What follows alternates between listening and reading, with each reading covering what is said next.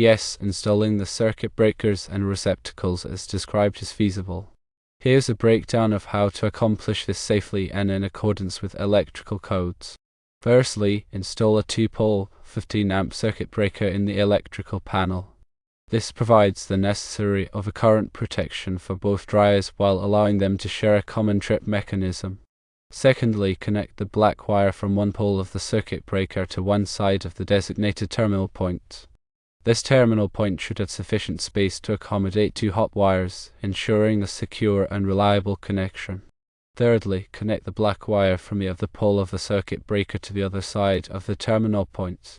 This establishes the individual hot connections for each dryer. Fourthly, connect the white wire, which is the neutral wire, from each pole of the circuit breaker to a neutral bar or a designated neutral terminal point within the electrical panel. Ensure that the neutral connections are secure and properly tightened.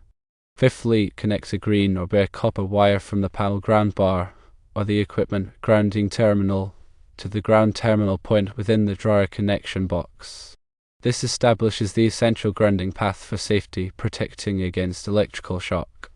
Sixthly, install 2 120 volts, 20 amp receptacles in the wall in close proximity to the dryer location. The 20 amp rating ensures that the receptacles can safely handle the current draw of the 15 amp dryer circuits. Seventhly, connect one yoke of each receptacle to the black wire originating from one of the poles of the circuit breaker. The yoke is the metal strap that provides the electrical connection between the receptacle and the wiring. Eighthly, connect the other yoke of each receptacle to the white wire, the neutral wire, originating from the corresponding pole of the circuit breaker. This completes the electrical circuit for each receptacle. This configuration provides each dryer with its own dedicated 120 volts, 15 amp circuit, while also incorporating a disconnecting means using the receptacles as per the manufacturer's instructions. This setup enhances safety and simplifies maintenance. Additional important points to consider include firstly, ensuring that the circuit breakers are definitively rated for 15 amps. This is critical for proper overcurrent protection. Secondly, the receptacles must be rated for a minimum of 20 amps to safely accommodate the dryer's current draw and provide a margin of safety.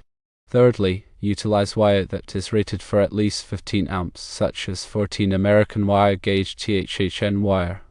THHN insulation is heat resistant and suitable for typical electrical installations. Fourthly, it is critical to securely fasten all connections with wire nuts and electrical tape. This prevents loose connections, which can lead to overheating and potential hazards. Fifthly, and arguably most importantly, thoroughly test the circuit to ensure that it is functioning correctly before connecting the dryers. This includes verifying the voltage, polarity, and proper grounding. Addressing wire gauge in more detail, the use of 14 American wire gauge, or AUG, THHN wire is generally acceptable for 15 amp circuits in residential and light commercial applications. However, it is always best practice to consult the National Electrical Code, or NEC, and any applicable local codes to confirm the correct wire gauge for the specific installation. The NEC Table 310.15 B16, often referred to as Table 310.16 in older versions of the code, provides ampacity ratings for conductors based on their insulation type and installation conditions. It is crucial to reference this table to ensure that the selected wire gauge has sufficient ampacity for the intended load and operating environment. When selecting wire nuts, choose the appropriate size and type for the number and gauge of wires being connected. Wire nuts are color-coded to indicate their capacity. Follow the manufacturer's instructions for proper installation, ensuring that the wires are twisted together tightly and the wire nut is securely fastened. Electrical tape should be used to further secure the wire nut and provide additional insulation. Wrap the tape tightly around the wire nut and extend it onto the wire insulation to prevent moisture from entering the connection. Testing the circuit before connecting the dryers is paramount to ensure safety and prevent damage to the appliances. Use a multimeter to verify the voltage at each receptacle. It should measure approximately 120 volts alternating current. Also, use a circuit tester to confirm that the polarity is correct, meaning the hot wire is connected to the hot terminal and the neutral wire is connected to the neutral terminal. Furthermore, use a ground tester to verify that the grounding system is properly connected and functioning. A ground fault circuit interrupter, or GFCI, tester can also be used to check the GFCI protection of the circuit if applicable.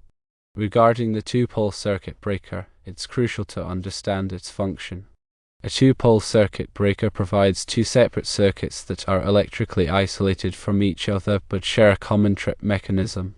This means that if either circuit experiences an overcurrent or short circuit, both poles of the breaker will trip simultaneously, disconnecting both circuits.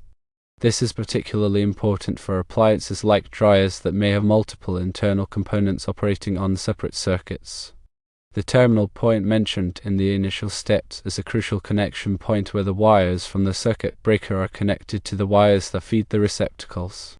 It should be a listed and labeled terminal block or connector that is specifically designed for the intended application. Ensure that the terminal point has sufficient capacity to accommodate the number and gauge of wires being connected, and that it is properly rated for the voltage and current of the circuit.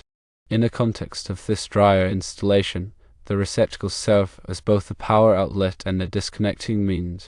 A disconnecting means is a device or method used to safely disconnect an appliance or piece of equipment from its power source for maintenance or repair. By simply unplugging the dryer from the receptacle, the power supply is interrupted, providing a safe working environment. It is important to note that the NEC requires a disconnecting means to be readily accessible and located within sight of the appliance it serves. In most cases, a receptacle meets these requirements. However, it is always best to consult the NEC and local codes to ensure compliance. Also note that while a 20 amp receptacle is used for this installation, this does not change the circuit breaker size requirement, which is still 15 amps. The receptacle is being sized to comply with the NEC allowance for using a higher amperage rated receptacle on a lower amperage circuit, provided the appliance being connected does not exceed the circuit's amperage rating. Using a 20 amp receptacle provides a more robust and reliable connection point for the dryer's plug.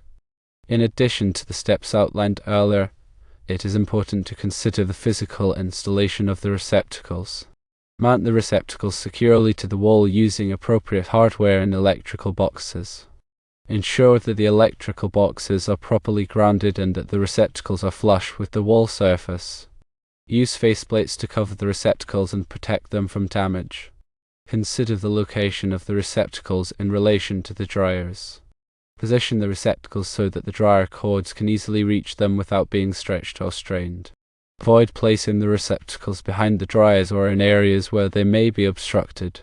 When connecting the wires to the receptacles, ensure that the connections are tight and secure. Use a screwdriver to tighten the screws on the receptacle terminals. Avoid over-tightening the screws, as this can damage the receptacle. After connecting the wires, carefully fold them into the electrical box and position the receptacle so that it is flush with the wall surface. Secure the receptacle to the electrical box using screws. Finally, before energizing the circuit, double-check all connections to ensure that they are tight and secure. Inspect the wiring for any signs of damage or wear. Verify that the grounding system is properly connected and functioning. Once you are confident that everything is installed correctly, you can energize the circuit and test the dryers. Always prioritize safety when working with electricity. If you are not comfortable performing any of these tasks, consult a qualified electrician. Remember to always turn off the power to the circuit breaker before working on any electrical wiring.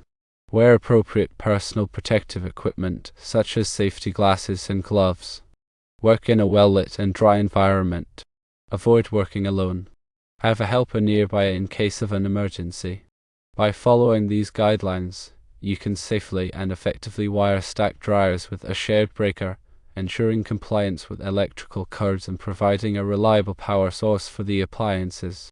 Also, when running the wires from the electrical panel to the terminal point and then to the receptacles, it is important to properly support the wires along their route. Use cable staples or other approved methods to secure the wires to the building structure. Avoid running the wires across sharp edges or in areas where they may be subject to physical damage. Maintain proper spacing between the wires and other objects, such as pipes or ductwork. This will help to prevent overheating and ensure the long-term reliability of the wiring system. The National Electrical Code, specifically Article 300.4, addresses protection against physical damage to conductors. This section provides requirements for protecting conductors from abrasion, impact, and other types of physical damage.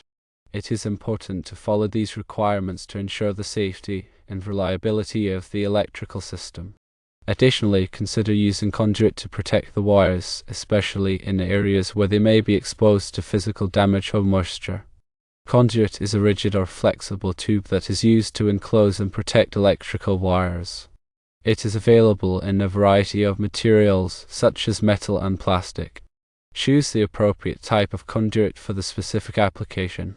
When installing conduit, ensure that it is properly supported and secured. Use conduit fittings to connect the conduit to electrical boxes and other equipment. Make sure that the conduit is properly grounded if required. Another important consideration is voltage drop. Voltage drop is the decrease in voltage that occurs along a conductor due to its resistance. Excessive voltage drop can cause appliances to malfunction or operate inefficiently. To minimize voltage drop, use the correct wire gauge for the length of the circuit. Refer to the NEC tables to determine the appropriate wire gauge for the specific application. Also, avoid long circuit runs whenever possible. If a long circuit run is unavoidable, consider using a larger wire gauge to reduce voltage drop. The NEC provides guidelines for calculating voltage drop in Article 210.19a on Informational Note 4. This section provides formulas and tables that can be used to determine the voltage drop in a circuit. Another point to consider is arc fault circuit interrupters, or OFFs. OFFs are circuit breakers that are designed to detect arc faults, which are dangerous electrical conditions that can cause fires. The NEC requires OFFs to be installed in certain areas of the home, such as bedrooms and living rooms. While OFFs are not specifically required for dry circuits in all jurisdictions, it is a good idea to consider using them to enhance safety. OFFs can provide an added layer of protection against electrical fires. In addition to the technical aspects of the installation, it is also important to consider the aesthetic aspects. Choose receptacles and faceplates that match the decor of the room. Ensure that the wiring is neat and organized. Avoid leaving exposed wires or connections. A clean and professional installation will not only look better, but will also be safer and more reliable. Finally, it is important to keep accurate records of the electrical installation. Label the circuit breakers in the electrical panel so that they are easily identifiable. Create a wiring diagram that shows the location of all the wires, receptacles, and other electrical components. Store these records in a safe place so that they can be easily accessed in the future. These records will be helpful for troubleshooting any problems that may arise and for making future modifications to the electrical system. By following these additional considerations, you can ensure that the dryer installation is safe, reliable, and aesthetically pleasing. Remember, safety should always be the top priority when working with electricity. If you are not comfortable performing any of these tasks, consult a qualified electrician. By carefully following these steps and adhering to all applicable codes and regulations, you can successfully and safely wire the stacked dryers, providing a reliable and code-compliant electrical system for your laundromat.